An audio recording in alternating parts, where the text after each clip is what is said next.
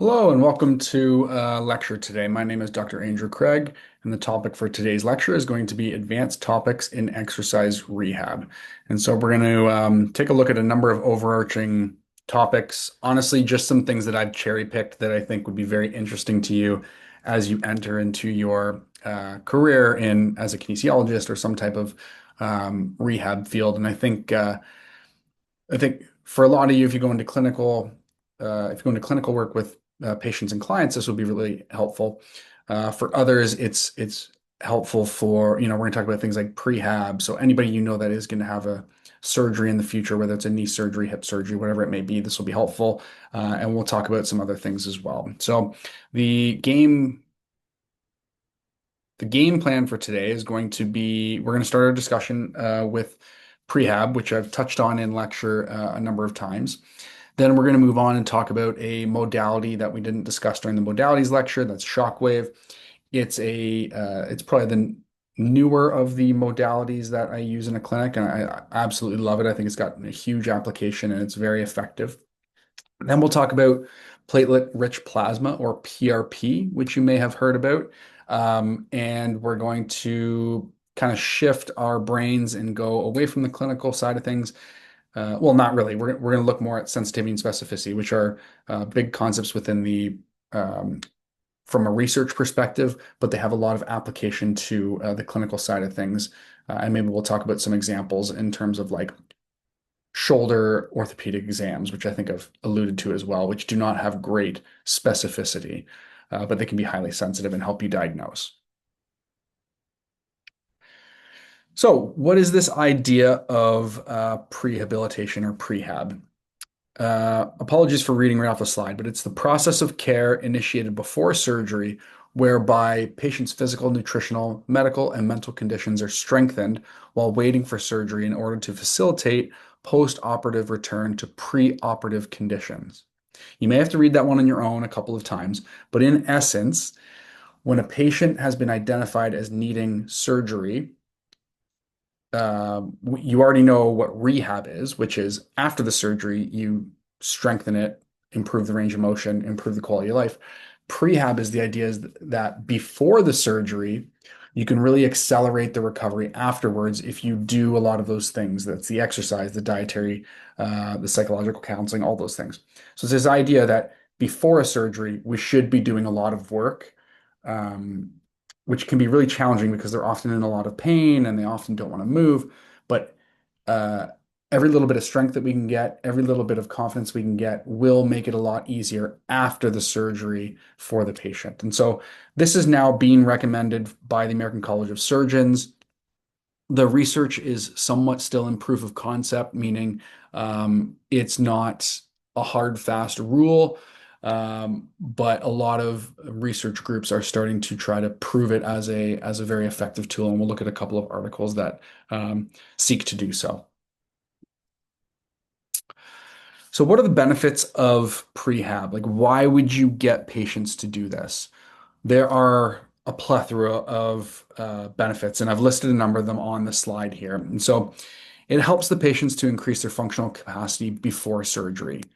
Um, as the person is waiting for surgery, especially here in Canada, sometimes the wait times are quite long, it might be 6 months or a year. So what do? You're just going to sit around and wait for the surgery to happen? No, you're going to help them strengthen things. You're going to help them function a little bit better in society. So it really helps that piece. And a lot of times, as you're doing the prehab, sometimes if you're doing it intense enough, you might even negate the need for surgery at all. Okay, so a great example for this is inguinal hernia surgeries. There's a very well-known, uh, world-renowned clinic called the Shouldice Clinic here in Toronto. And when someone comes in with an inguinal hernia, they give a very rigorous dietary protocol. They give you an exercise protocol. And the idea is, especially for patients who might be overweight, if you can lose weight, a lot of times you don't actually need the surgery at all, and it will kind of resolve itself. So that's kind of those are two main points. So it helps the function before surgery, and it also can reduce the need for surgery altogether. It's also been shown to shorten the recovery times for patients, and it accelerates the return to those pre-operative states. So, um, oftentimes it will be better than preoperative. So with the case of a hip or a knee replacement, a lot of times the person's not functioning very well. You do prehab, it's going to accelerate their recovery afterwards to a state where they're actually better off than they were before the surgery. It can reduce post-operative complications. This is due to a number of reasons, can reduce blood clots, um, can reduce contractures, can reduce the atrophy that's happening beforehand. So then that's going to reduce the complications afterwards. It also helps to shorten the length of stay in the hospital. After you've had a surgery, a lot of times the surgical team, nurses and physios will have benchmarks that you need to hit before you can leave. And so if you are stronger before the surgery, you're more likely to you're in a better stance to actually hit those benchmarks after the surgery. So you can leave quicker. You also have less potential for complications, so you're going to leave quicker. There's a number of different ways to say it, but it's all kind of the same thing where it's going to improve your outcomes afterwards and it's going to reduce your length of stay in the hospital. A nice one that I like to focus on when I'm explaining prehab to patients is like the exercises we're going to do. You, we know you're having a surgery. So let's say you're having total knee replacement. We know the exercises you're going to do after the knee replacement. So we're going to take those and we're going to do those before the knee replacement. That's going to get you familiar with them. That's going to give you a benchmark to know how well you function now so that you can compare it to afterwards. And it's also going to kickstart your entry into the rehab afterwards because you're comfortable with the exercises, you're familiar with them, you know how to execute them in real time. So it's very helpful for that. It also acts as a benchmark for the recovery after their surgery as well. Another aspect of prehab is weighing the patient's willingness to lose weight. Of course, for things like knee replacements, hip replacements, ankle surgeries, those are weight bearing joints. And so, if you can reduce the weight beforehand, it's obviously going to improve the recovery afterwards because there's less load going through those joints on a regular basis. So, what's the process of prehab? First thing is there's going to be a surgical consult. In my line of work, we have the rapid access clinics or the RACs, and these rapid access clinics are portal to entry for patients to discuss with a surgeon whether they are a good candidate for a surgery for the hip, knee, or low back. Those are the typical rapid access clinics. So they need to have a surgical consult that determines, yes, this patient does indeed need a surgery. We are going to set that surgery for 3 months, 6 months, 9 months, whatever the timeline might be. So there's a bit of an expectation on timeline once the surgical consult has been done. Once we know that they need surgery, they will be referred for conservative care and prehab. It's usually sent to this. A lot surgeons will have their favorite rehab centers, which is great because they know what they're working with, right? And so they typically will refer there. But the patient will go to the rehab center. They're going to get a needs assessment from that rehab center, whether it's a physiotherapist, kinesiologist, whatever it may be. They're going to run them through a battery of tests. They likely will have some sort of imaging that they can refer to, and they can start to set some prehab goals and start to basically plan the treatment plan. Okay. How's it going to look in real time? Then you start to do some prehab treatment leading up to the surgery. So this is going to be multifactorial. It's going to include things like physical activity. It's going to include dietary recommendations and monitoring, and it's going to include psychological assistance. So for some people, this might be anxiety due to worry about the surgery. It might be different mental health conditions. It might be weight gain due to inability to move that you're working with. It might also just be helping them prepare themselves in their home for how they're going to manage after the surgery, right? And another big thing is post-operative expectation management. So when people have a knee replacement, they will be up and moving that same day as long as there's not mass complications. Okay. We want them moving as soon as possible. It's good that patients know that so they're not surprised afterwards. It's also good to give them a realistic time frame as to their recovery when they should expect to be back to back to functioning, right? And so these are the three aspects I want you to know: physical activity, dietary recommendations and monitoring, and psychological assistance that are really key to this prehab structure. Then, once they've gone through all that prehab treatment, they go through the surgery, they get the intervention that they need. Hopefully, everything goes well. And then they go back for post-surgical rehab or just strictly rehab, right? And this, uh, it's preferably done with the same team that does the prehab. And hopefully, the team that did the prehab has the post-operative treatment protocol so they know what to mimic in the prehab situation. And so prehab really is this emerging area of research. As I said, it's very much so in proof of concept literature. And so if you're interested in going into research, there is a bit of a opening or opportunity here for people who are passionate about producing high quality literature in this prehab space. And so I've given you a couple examples here. You can see the conclusion of this study, prehab and rehabilitation for major joint replacements, which was published in, actually, I don't have the journal on there. My apologies. But essentially, they conclude that new high quality research is needed using standardized interventions, terminology, and core outcome sets. Here's another example of a cost effectiveness study looking at physiotherapy for surgeries and prehab. And so this one, the results suggest as a result of the prehab program, the length of postoperative hospital stays decreased. Patients' quality of life showed a significant improvement. And this was specifically for knee replacements. The flexion movements were significantly improved through prehab in both groups. So, based on positive results, we recommend the introduction of prehab to total knee replacements and total hip related cases. So there's an example of a study that shows positive outcomes, but there's lots of room for improvement in this area. So let's go through a brief case. We've got Annalise, who is a 53-year-old hairdresser. She's obese, and she has seen you for 2 years for intermittent low back pain and right hip pain. And so she recently spoke to a surgeon, and the surgeon has decided that she's got such bad arthritis that she's scheduled to have a total hip arthroplasty or a total hip replacement, um, which is going to happen in about 4 months. Okay, so due to severe osteoarthritis, there's going to be a total hip replacement in 4 months. She's very concerned about her finances because she's the primary caregiver to her family of four, and she wants to return to work as soon as possible after the surgery. What would your advice be to this patient? Maybe pause the video and think for a minute about what we just talked about with the prehab. My advice would be to consider all the things we just discussed. So you've got your physical activity considerations, your dietary considerations, your psychological factors, and your surgical considerations.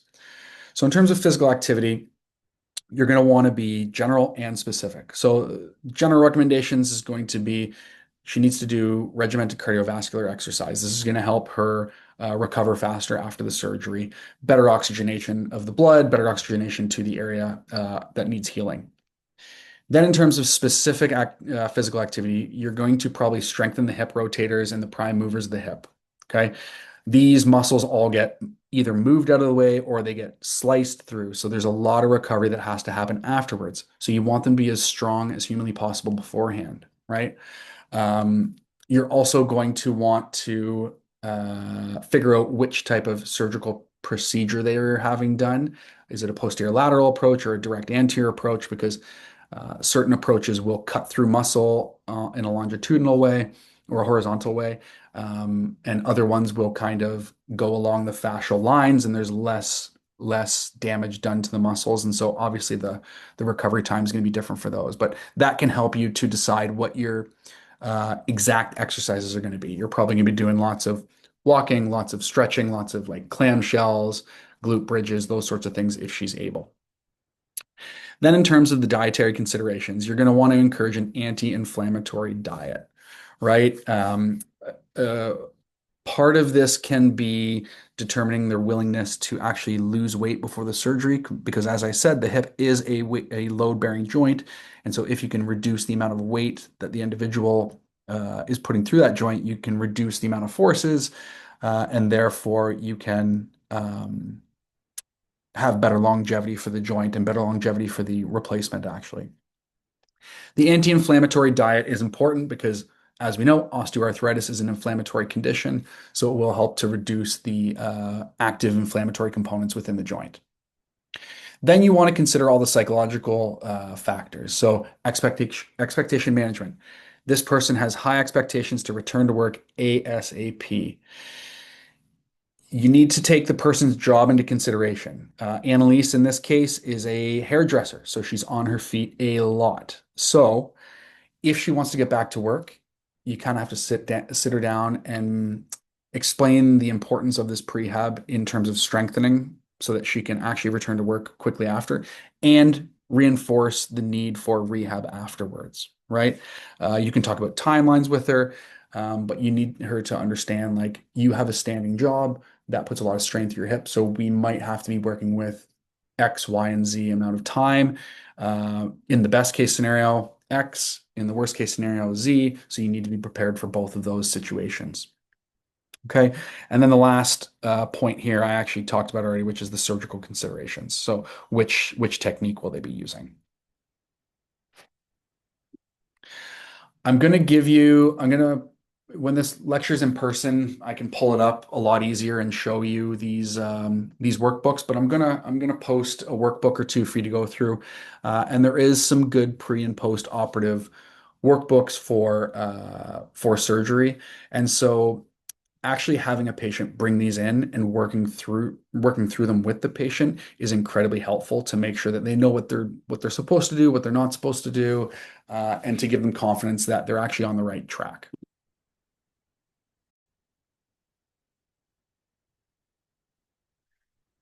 Moving on from our discussion about prehab, we're going to talk about shockwave therapy.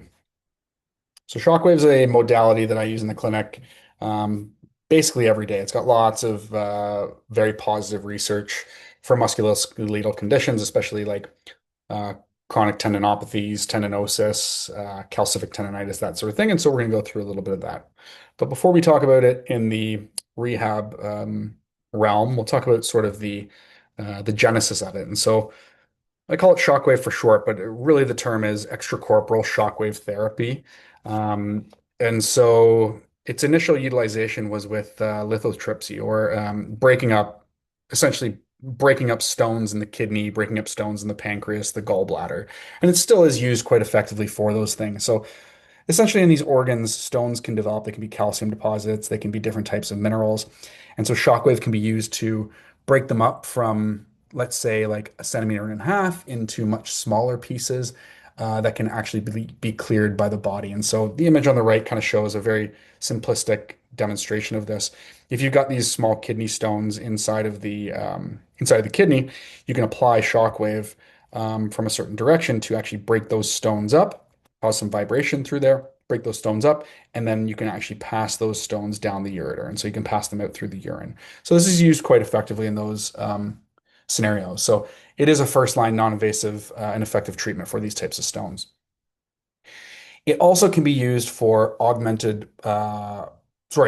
the augmented bone cement interface. And so when you have a total hip replacement, a total knee replacement, they use a certain type of bone cement to actually uh, to make the implant stay in the body or stay in the bone. And so this shockwave can be used to actually break up and loosen that cement if you're doing, let's say, a revision to a hip replacement or a revision to any type of replacement surgery. Shockwave's also been shown to be effective for fracture healing. The reason essentially is Wolff's law. You load the tissue and it's going to build in that direction. So it can be used in those certain scenarios. And in the rehab world, as I said, it's used for tendinopathies, it's used for soft tissue injuries, it's used for to break up fascial adhesions. There's all sorts of applications within the rehab realm that you can use as a kinesiologist. Shockwave's effect occurs through extracorporeal sound waves. And so these sound waves they come from outside of the body and they're non-invasive. So it's a mechanical wave of sound, very similar to ultrasound, but it works on a different type of pressure and different type of frequency. So when we compare shockwave and ultrasound, the peak pressure for shockwave is actually 1,000 times greater than ultrasound. And so you really, really, really feel shockwave. Shockwave is somewhat painful by design because it is trying to initiate sort of an inflammatory response. And so, oftentimes when you do shockwave on someone, they don't enjoy the experience. It's quite painful. Whereas when you're using ultrasound, it's generally very comforting and feels good. We discussed ultrasound in detail in a previous lecture. Oh, sorry, no, maybe I haven't released the lecture yet.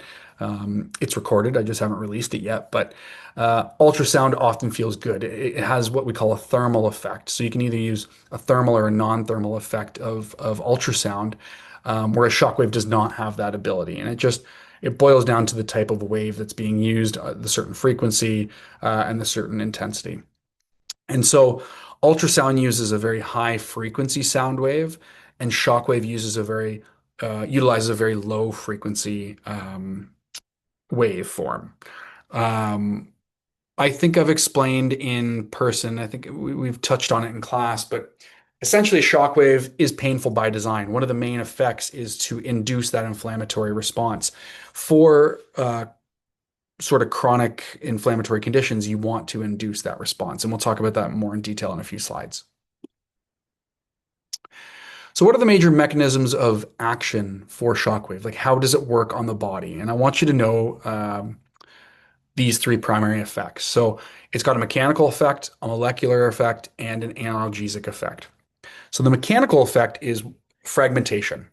You've got essentially this tiny little jackhammer that is pounding the tissue, right? It's causing an actual mechanical vibration through the tissue. And so if you think about like a calcium deposit in a tendon or the calcium deposits in the kidney, it's actually going to fragment those deposits and break them up. So that's one of the main effects is this mechanical effect.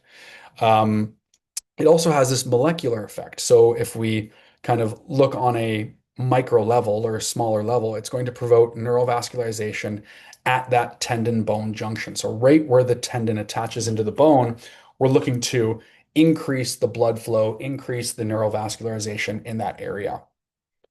This will also elicit a tenocyte proliferation effect, which is essentially tenocytes are the growth cells for the tendon. So it's going to help those cells to proliferate, to grow, to multiply. It also helps for osteoprogenitor differentiation, which is maturation of the bone tissues. The last effect here is it amplifies growth factor and protein synthesis for tissue remodeling. So if we look at all of these taken together, we're essentially promoting A, vascularization, so blood flow to the area. We're promoting B, growth factor, so it's going to help to increase the tissue growth in the tenocytes, so the tendon tissues, and in the osteoprogenitor cells, so the bone tissue. And it's going to help to promote that tissue remodeling on a grand scale. The last effect that shockwave is going to have is an analgesic effect. So it can help to reduce the noxious stimuli in the peripheral tissues. I'll be honest with you, it basically beats up those peripheral tissues, and out of that, you get this analgesic effect and this pain killing effect. So those are the three primary functions of shockwave when we're using it in a rehab realm. Some of the main indications for using shockwave are going to be chronic musculoskeletal injuries. So chronic calcific tendinopathy, 6 months or longer. This would be my first thought would be to use this. Another indication to use shockwave is going to be a failed course of conservative treatment. So let's say they've had a tendonitis, they've seen the physio and the kinesiologist, they've done a course of exercise, they've done a course of ultrasound, they've done some manual therapy, and they've done that for, say, 3, 4, 5 months, and it's not working. Well, as long as they've done that and they have some sort of diagnostic confirmation of one of these conditions on the slide, then you should really be thinking shockwave is your next best bet. Okay. The main one I use it for is going to be tendinosis, so chronic tendinopathies. and I use it a lot for adhesive capsulitis as well. The kind of to go off my own thinking, one of the large reasons I use it for chronic injuries is the body has, and we talked about this, I think, at the start of the course, maybe in the first week of lecture. There are specific phases to the inflammatory response. When you first injure yourself, you initiate the acute inflammatory response, and so there's an inflammatory cascade that happens there. After a certain amount of time, if the body has not healed adequately, the inflammatory mediators change, and you now enter into this chronic state of inflammation. Okay. The idea with shockwave is your body tried that acute inflammatory response and was ineffective at it. So we're going to use shockwave to essentially cause an acute inflammatory reaction at the level of the tissues so that your body can try to recover it again. Obviously, having all these mechanisms of function at the molecular level are going to help, but we're also just trying to kickstart that inflammatory response so your body can give it another go. That's how I explain it a lot of the times to the patients because um,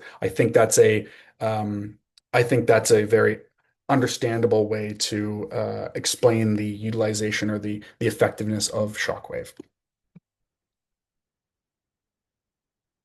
So let's look at a couple of studies. We've got this study from the Journal of Orthopedic Trauma, and it looks at the effectiveness of shockwave therapy in three major tendon diseases. And in essence, it was looking at how effective is shockwave when looking at calcific tendinosis of the shoulder, Achilles tendinopathy, or lateral epicondylitis. So we're looking at three very different areas of the body, the shoulder, of course, the Achilles, so the ankle, and lateral epicondylitis, so the elbow.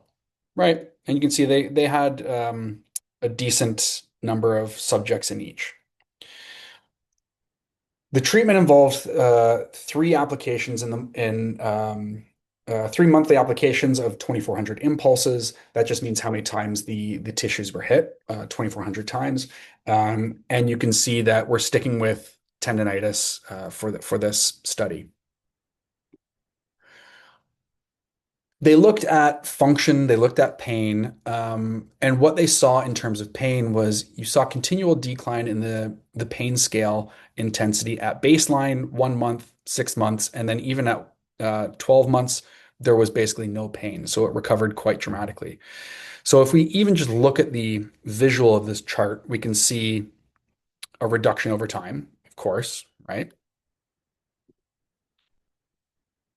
As you can see, if we just plot a line here, you see a reduction over time, a significant reduction from baseline, which was about 6 to 7 out of 10, all the way to about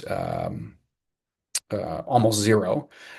And you can see the same trend for all three areas. So blue is the calcific tendonitis, red is the Achilles tendinopathy, and green is the lateral epicondylitis. Now, does anyone see a problem with this study? Maybe the design of this study? In essence, they looked at these three groups, but there's no control group, right? So what they should have done was included a control group for all three of these to say, okay, that's great, pain reduced over time, but how significant is that compared to someone who's not getting shockwave? Because I would imagine that there would be a reduction in 6 month, like tendonitis should recover rather dramatically in 6 months, right? So natural history might be helping here. So there's no randomization, there's no comparison to like a gold standard or to natural history. So that's the first thing I think of.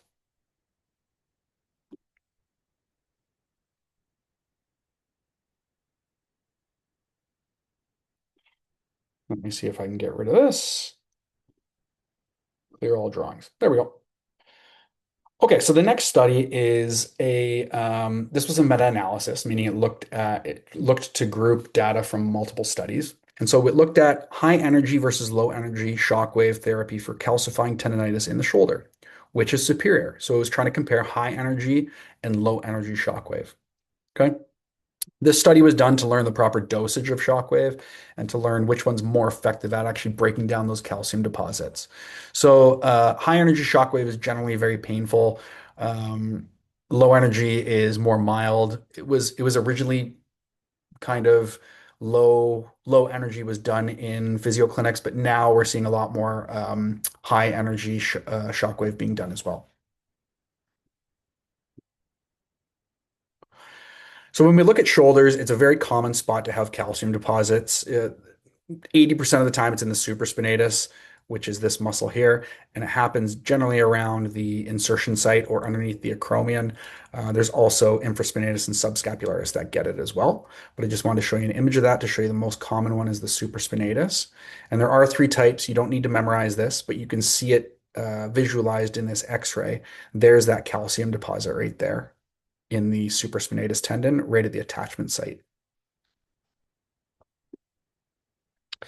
The inclusion criteria for this study was all patients had to be treated for 4 months with conservative care before considering shockwave therapy, which was one of the inclusion criteria that I mentioned before. They were not allowed to have any local analgesics or corticosteroids used, so they couldn't have had injections prior to, and they were followed for 3 to 12 months afterwards. So they were all treated with either patients were treated with high energy or low energy shockwave. So all five studies that were included, because remember it was a meta-analysis, showed high energy shockwave was more effective than low energy shockwave at 3 to 6 month follow-ups. Okay, and you can see this is just this is just a gauge of functionality. So the low energy shockwave, their functionality was much less than the high energy shockwave. Okay, so they were more functional after the treatments than the low energy state, or sorry, lower energy treatments. High energy shockwave also had a higher percentage of complete resorption of the calcium at 3 months, which is incredible. So this means if there's a calcium deposit in the shoulder, using high energy shockwave has a 10 to 35% higher chance of causing resorption of that calcium. And so if your body can resorb that calcium, theoretically the tendon can heal more adequately and you can have less of a bony restriction in that movement. So in summary, the high energy shockwave was more effective at reducing pain, improving function, improving their strength, their range of motion, and there was a higher percentage of resorption of those calcium deposits at the 3 month follow-up. Pretty cool.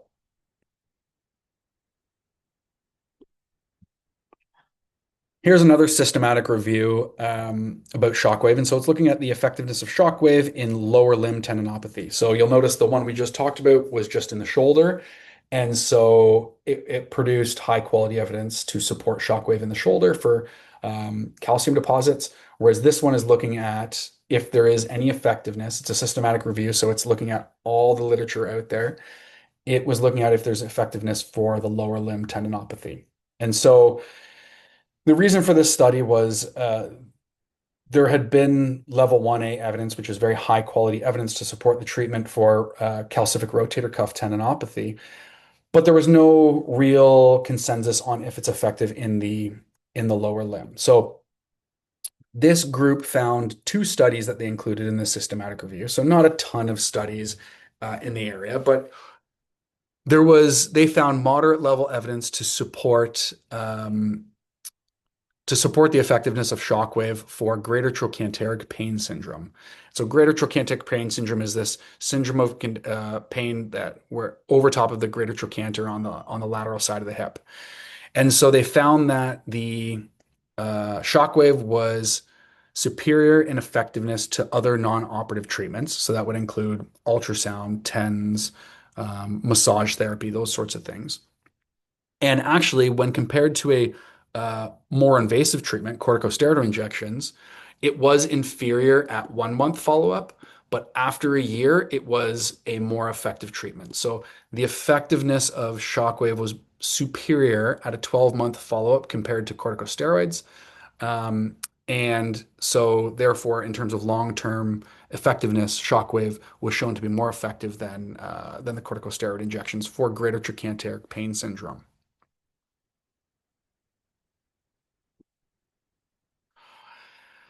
Now, the other study, so one study was the greater trochanteric pain syndrome. The other study was looking at patellar tendinopathy. And so they found that there was limited evidence to show that it's more effective than alternative non-operative treatments for patellar tendinopathy. That being said, it was limited evidence, but I would say that the risk of using shockwave for these kinds of treatments are very low. So it's certainly worth a shot to see if it's going to help these patients. And then when we look at the Achilles tendonitis or Achilles tendinopathy, there was a moderate level of evidence to suggest that shockwave was more effective than eccentric loading for insertional Achilles tendinopathy. And for those of you who are up to date on sort of the best treatments for Achilles tendinopathy, eccentric loading is typically one of the most effective treatments for it. So shockwave was shown to be more effective than eccentric loading, and it is equally as effective as eccentric loading for mid-portion Achilles tendinopathy. And then when you combine shockwave and eccentric loading for mid-portion Achilles tendinopathy, it produces superior outcomes. Okay, so not surprising findings with that, right? If you don't have this available to you, if you don't have a shockwave machine because they are expensive, eccentric loading is fantastic. If you do have a shockwave, you are probably better off to give shockwave and eccentric loading. That's just going to optimize the recovery for the patient. Okay. So go through, you're welcome to read through those studies that I just provided you for shockwave. You don't need to know any more than is in the slides for the final examination. Okay, for anyone who has that question, I won't ask you questions out of these studies. Just kind of understand the general trend of how shockwave works with those conditions.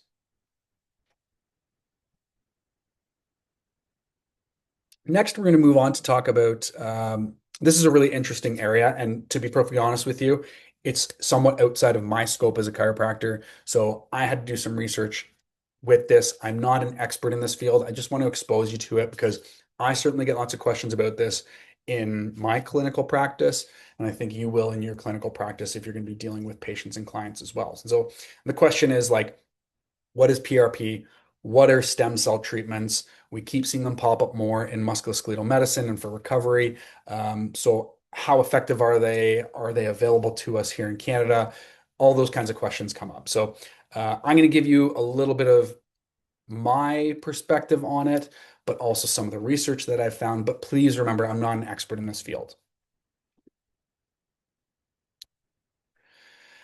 So, one of the first things I'd like to point out is the glaring problem in this line of research, and that is that there are huge limitations in terms of how each individual prepares their PRP injections, the type of activators that they put in it, what are the types of pathologies being treated, what's the dosage, what's the times of administration, where are you injecting these sorts of things.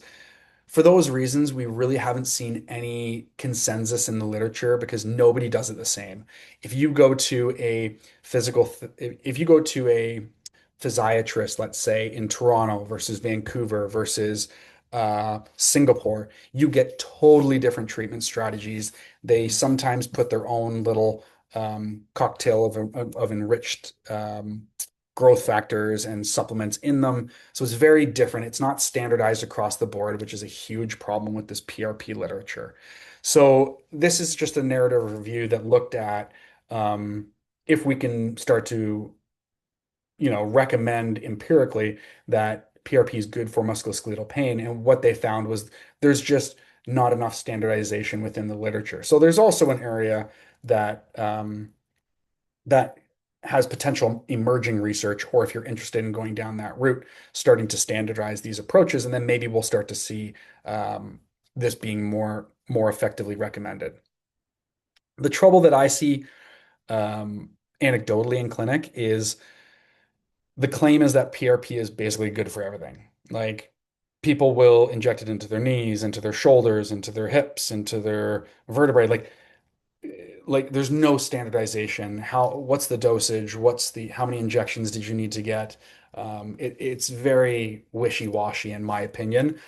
So I have a hard time recommending it, and it is also outside of my scope, so I don't really recommend it to patients. But what is PRP? What is platelet-rich plasma? And so it's been around for a long time. It's been around since the 70s, and it was used by hematologists to treat hemorrhage and thrombocytopenia. And thrombocytopenia is essentially this low platelet count, essentially. More recently, it's been used for tissue engineering and to stimulate growth and injuries of soft tissue and bone. So that's generally where you'll get questions in a rehab setting. So the definition, sort of to read off of the slides, platelet-rich plasma is a biological product including the plasma fraction of blood within a platelet, with a platelet concentration above the baseline after centrifuge. And I'll kind of explain what that means. But in essence, it's a very high concentration of platelets in a fluid that gets injected back into the person. And so it's not just platelets, it's also growth factors, cytokines, different types of proteins, things that stimulate gene expression. And it essentially contains all these biologically active factors that can enhance healing, that help to bring blood flow to the area, that can kind of hack into the genes and ask your body to express these genes and calm those genes down and whatnot.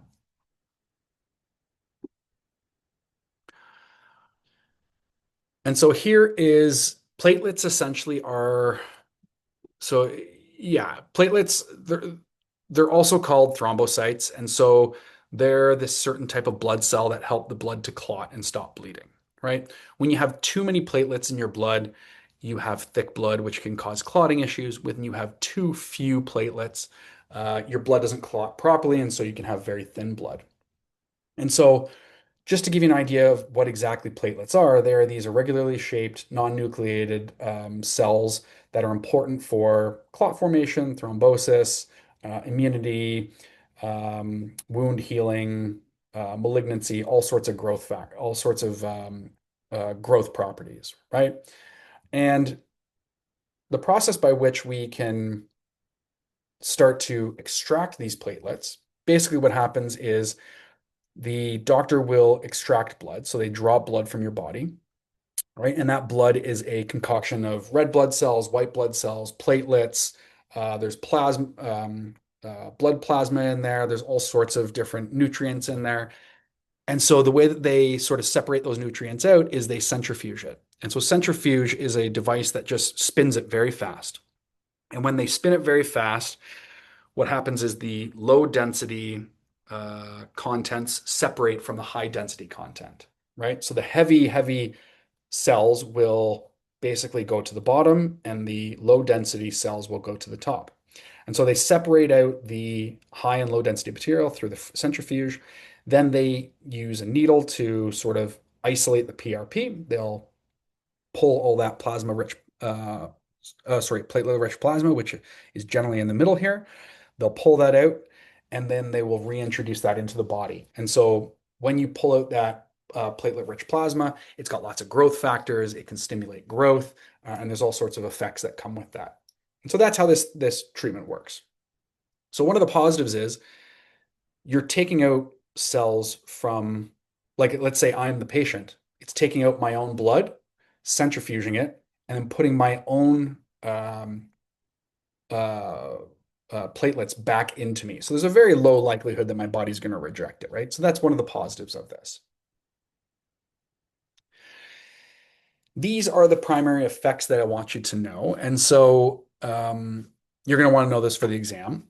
Primary effects of PRP are going to be augmenting the natural healing response. So it helps to kickstart that inflammatory response and the healing response for the body. It reduces it's going to reduce the pain and it's going to reduce sort of like you're reducing the exact inflammatory markers, but you're helping to reintroduce all these growth factors that can stimulate cellular growth. It's going to increase your gene expression. So specific genes will be turned on, other ones will be turned off. It's going to promote your tissue repair and regeneration in the area, and it's going to enhance angiogenesis, which is the growth of blood, basically capillaries and blood vessels to the area. And so it actually has, my apologies, I misspoke earlier. It's an anti-inflammatory effect. So it's going to isolate certain cytokines that reduce the inflammation. So it's going to reduce the effectiveness of certain prostaglandins and different inflammatory mediators. And it's also going to have a pain-killing effect or an analgesic effect. Okay. It's suggested to be effective for a number of conditions, as I said, which is fantastic on one side of things, and on the other side of things, makes it very complicated. When treatments are recommended for this one thing or this one condition, it's much easier to sort of study it and group all those things together. But when you're saying it's effective for knee arthritis, but also plantar fasciitis and lateral epicondylitis, obviously these are all quote unquote itises, meaning they're all inflammatory conditions, but it's very hard to group these treatments together for these sorts of things. But as you can see, it is mostly inflammatory conditions that this is suggested to be effective for. Some of the limitations of PRP are that it is quite expensive here in Ontario. It's not covered under OHIP. I don't see it being covered anytime soon. You can still access it, but you generally have to pay out of pocket.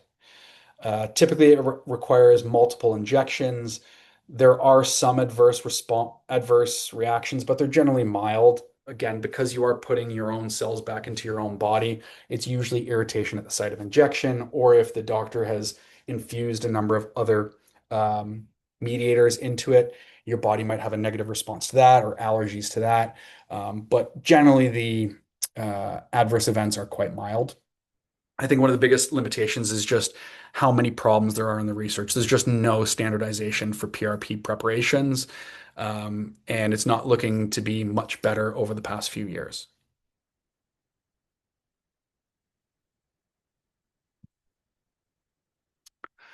So something that it often gets compared with is stem cell injections, and we're going to talk about what stem cell injections are and how they differ from PRP. So this review actually outlines the current state of research evaluating PRP and stem cell injections and treating various musculoskeletal conditions. So they've PRP and stem cell injections have both been shown to improve an individual's quality of life and are associated with fewer side effects compared to invasive standards of care for multiple musculoskeletal injuries, like surgery and that sort of thing. But sorry, one of the benefits of some of the studies that do come out about PRP and stem cell injections is that they both suggest that they're associated with quicker return to activities of daily living, so quicker return to your normal functioning. And they also provide longer lasting relief without significant side effects compared to things like minor surgeries and whatnot, which can have long lasting negative side effects. However, again, the standardized protocol has not been established for either treatment approach, so it's quite difficult to compare their efficacy and safety. This review just outlines the current state of research evaluating both PRP and stem cell injections for musculoskeletal conditions specifically. So why would someone consider either of these treatments for a musculoskeletal injury? Well, if they're sort of less likely to use pharmaceuticals, if they're less likely to go the surgical route, um, oftentimes these can offer a potential treatment alternative that has significantly less adverse events. Okay. There are potential complications that can come with certain things like pharmaceuticals or pain medications. So addiction can be a big problem. There's also obviously surgical complications and toxicities with medications that can become problematic with pharmaceuticals. So that's why these alternatives might be show some future potential because people are always looking for things that obviously are not going to be addictive, that have very, very low negative side effects. And so PRP and stem cell is starting to show that, but there's just not enough research for it to replace certain standards of care. And so on one end of the treatment um, spectrum, you've got surgery, which is very invasive, can have a lot of negative side effects. On the other end, you've got things like physical and psychological therapy, which do not have incredible, which have very limited side effects. The trouble with those treatments, physical therapy and psychological therapy, is that they require long time commitments. They can be somewhat financially draining to the person in the moment, and people aren't often willing to invest in long-term treatment strategies. They want the quick fix, right? And that's why people often want to go for surgery, but it often doesn't give that quick fix. PRP and stem cells might give something along the line between surgery and rehab, where it gives some type of intermediate help with lower risks in surgery, but might be faster recovery than things like physical therapy and psychological therapy. So there is this unmet need that exists to develop more immediate treatment options that have low risks.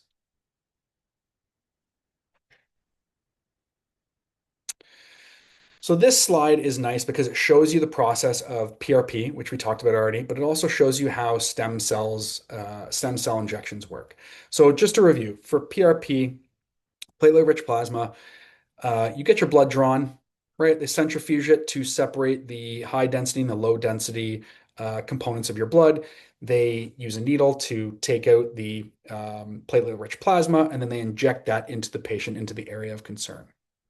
With stem cell injections, what they do is it's somewhat similar of a process, but they use different procedures to actually isolate muscle stem cells. Most stem cells come from undifferentiated muscle cells. And so they isolate those cells, centrifuge them to also separate the high and low density material. They isolate those stem cells because a lot of times you'll have differentiated cells that have no potential for differentiation in the body. They culture them outside of the body. So what they do is they try to grow a larger sample of these um, muscle stem cells, and then they inject those muscle stem cells into the body where they can start to grow and differentiate into the tissues that they need to. Okay. In essence, stem cells are undifferentiated cells that are then implanted into the body that can differentiate and become whatever they want, right? And so think about the power of, so you've got a bunch of different cell types in your body. You've got, even if we just look at the muscle, you've got tendon cells, you've got muscle cells, fast twitch, slow twitch, you've got fascia, you've got um, the cells that create the capillaries and the arteries, right? So those are all differentiated cells. They're all cells that have serve a purpose. What we're trying to do is isolate cells that are undifferentiated, okay, so that don't have a purpose yet, and then inject them into sites that are healing so that they can start to differentiate into cells that we want them to, right? So we take the undifferentiated cells, inject them into the muscle so that they can become differentiated into muscles, specific muscle cells, and accelerate the healing. So what's the main difference? Essentially, this is your definitions for PRP and stem cells, right? So PRP, remember, it's a preparation that's rich in growth factor hormones and proteins targeted towards anabolism or building up cells, anti-inflammation, analgesia, angiogenesis. So PRP is taking out those platelets, concentrating them, and then putting them back into the body. Stem cells are undifferentiated cells that differentiate into a particular cell lineage with a specific function upon reception of growth stimulus, right?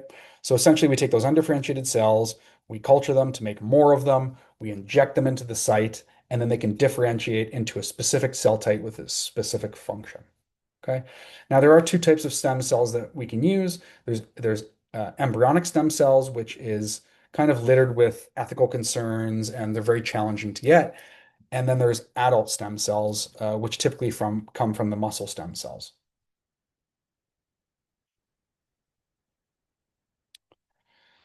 So here is a slide that shows you some of the benefits associated with PRP and stem cell therapy when we compare it to more invasive things like surgery. But there's also some risks associated with the PRP and the stem cell therapy as well. And just remember that large negative um, that sort of large downfall of PRP and stem cells at the moment, which is a lack of standardization across the literature, which makes it challenging to recommend.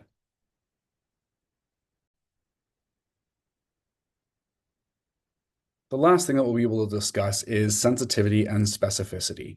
Now, this is just an introduction to it.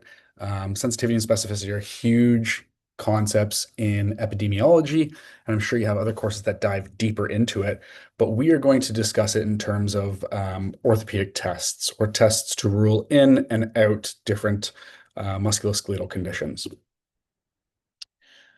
So, sensitivity and specificity, what are they? In terms of orthopedic tests, we want tests that provide adequate sensitivity and specificity. Okay. So these are a measure of a test's ability to correctly identify a person as having a disease or not having a disease. So for the purposes of an example, we're going to use the full can, empty can test, which I think a lot of you know as a rotator cuff injury test or a supraspinatus test. So sensitivity is the word we use to discuss the true positive rate. And we'll talk about true positive, true negatives, those sorts of things. It's a test's ability to identify individuals that have a disease as positive. In other words, the person has a supraspinatus tear. We want to find a test that is highly sensitive and will catch it if they do have that tear. So, the test, a highly sensitive test, the test says it's positive and the person has the disease. This is called a true positive. Okay. Specificity, on the other hand, is is equivalent to the true negative rate. And so it's a test's ability to identify an individual who does not have a disease, and it identifies them as a negative on that test. Okay. So specificity again, the test says it's negative and the person does not have that condition. So it's what we call a true negative. So there's rules around when what kind of tests are quote unquote good. And so you want to have high specificity and high sensitivity for certain tests. It's beyond the scope of this course to discuss it much further than that, other than to say, like, generally screening tests that we use to screen for a condition will be highly sensitive because it casts a very wide net. And then specific tests we can then apply to narrow down and make sure that it truly is that condition. Okay. So there's something I want you to understand the difference between um, the potential implications of a true positive versus a positive test versus a negative test. So positive test says that the person has the condition. So let's use that full can test again for the shoulder. If it's positive, that suggests that the person has a shoulder injury. If they do in fact have that injury, we call that a true positive because the test said they were positive and they do actually have that injury. So it correctly identified them as having that. That's what we call a true positive test. Let's say the test was positive, so you did the full can, and it indicates that they do have the condition. However, they truly do not. You go and you get an ultrasound, and they don't actually have that musculoskeletal condition. Well, then that's what we call a false positive because the test identified it as positive. However, that's wrong, so it's a false positive. Okay. When we look at negative tests, a true negative is when the test says they do not have the condition and they indeed do not have that condition. Sorry, it's a little bit repetitive to say that, but for that same example, the full can test, you do the full can, they're fine, there's no issues, and you know what? They actually don't have the condition, so it is accurate. It's a true negative. Now, the dangerous ones are what we call false negatives. Okay, so this is when the test says it's negative, but they do actually have the condition. Well, if that's the case, then it's really not a very good test, right? Because you're going to miss all sorts of people who have the condition. And so for something like a rotator cuff injury, this is problematic, but you can imagine that would be a massive, massive issue for things like I believe this was a problem with some of the early day COVID tests was there was some false negatives. And so like if you're missing people with very serious conditions and it's saying that they're negative when in fact they do have that condition, that's very dangerous because you're going to miss all sorts of people. They're not going to get the treatment they need and they deserve. And so it's not a very valid test to be using. So I want you to understand this chart, and this actually will help you with the definitions of true positives, false negatives, and whatnot. So we'll go through this piece by piece here. So on the top, you've got the test result. Okay. So let's say the test result was positive, then you're into this column. Let's say the test condition was negative or the test result was negative, then you're into this column. Okay. So positive and negative. Positive predictive, basically. That's what that P and P means. Then you've got the actual condition. So does the person actually have that injury? If they do, then that's positive. If they do not, then that's negative.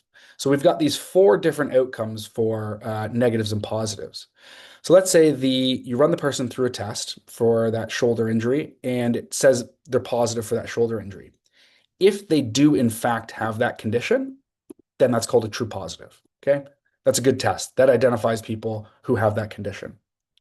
Let's say the test says that they were positive or that they have it, but in reality, they don't actually have that shoulder injury. Well, then that's a false positive. Okay. At least you're identifying them as a potential candidate to have that condition. You're not missing it, right? You're at least putting up the red flag that this person potentially has it. Then what you can do is you can go and use a very specific test to indeed decide whether it is a true positive or a false positive. Now, on the other side of the coin, if you run them through the test and it says that they're negative, so they do not have the condition, well, if they do in fact have that condition, that's a false negative. Okay, that's very dangerous. You're going to miss people who have this condition. So let's say it's some sort of, life-threatening condition. That can be very, very bad. But if the test says that they are negative and they truly are negative, then that's going to be considered a true negative. Okay, go through that yourself so that you understand it. I think it's very helpful. So how do we use sensitivity and specificity clinically in a musculoskeletal sense? Well, during orthopedic tests, we use highly sensitive tests to cast that wide net, like I said, for potential positive results. And then we use very specific tests to give you a high degree of confidence that your results are accurate. Okay. So sensitivity casts that wide net. It identifies all the potential positives out there. And then you use a very specific test to try to hone in and make sure that you're accurately diagnosing. Okay. A lot of orthopedic tests have some low specificity, which is why we often need imaging, MRI, CT scan, ultrasound, X-ray, those sorts of things to be more specific. Now, in general, there's this rule called spin and spun. And so highly specific tests are good to rule in a condition, whereas highly sensitive tests are good to rule out a condition. Okay.